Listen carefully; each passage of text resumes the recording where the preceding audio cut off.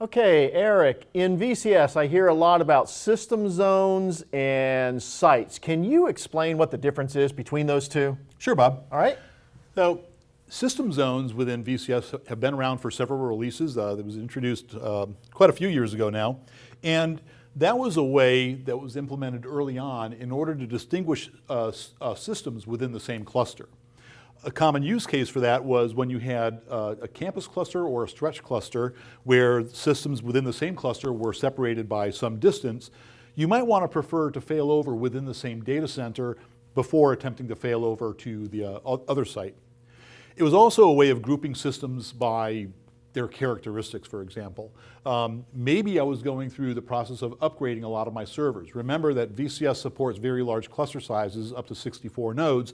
So it's sometimes important to tag systems with their characteristics. So let's say I was going through a long upgrade process where some of the servers in the cluster had been upgraded and some of them had not yet been upgraded. But I always wanted to run certain applications on the servers that had been upgraded, maybe for performance or compatibility reasons. So with system zones, I'm able to tell VCS that for these service groups, always prefer to run within zone 1. And if no servers in zone 1 are available, then okay, go ahead and run in zone 2. So in that use case, I'd be telling VCS that I want these applications to run on upgraded servers as opposed to servers that had not yet been upgraded. Because you can move servers from one zone to another. It's a very simple task to do that. This is different from site tagging, which was introduced in more recent years in VCS and in Storage Foundation. So this is a construct that is not unique to VCS, but it also works with Storage Foundation here. In site tagging, what we're able to do is associate servers and storage with specific sites. So in this example, I've got a stretched cluster between Dallas and Fort Worth, where some of the nodes in the cluster are sitting in the Dallas data center, and some nodes in the cluster are sitting in Fort Worth. I can identify which servers are sitting at which site and what storage is sitting at which site. And VCS will always try to fail over first within the same data center.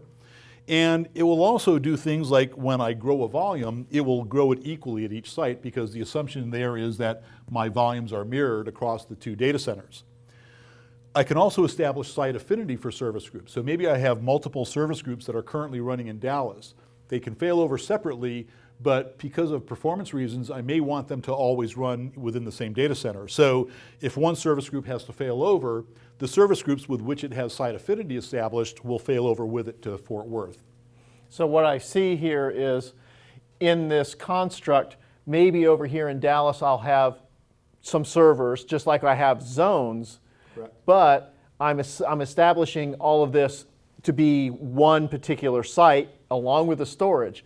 And then I'm doing the same thing over here. Is that right? That's correct. Okay, great. Well, Eric, I appreciate you taking time to explain the concepts and what the differences are between the system zones and the sites. Thank you very much. Okay, Bob.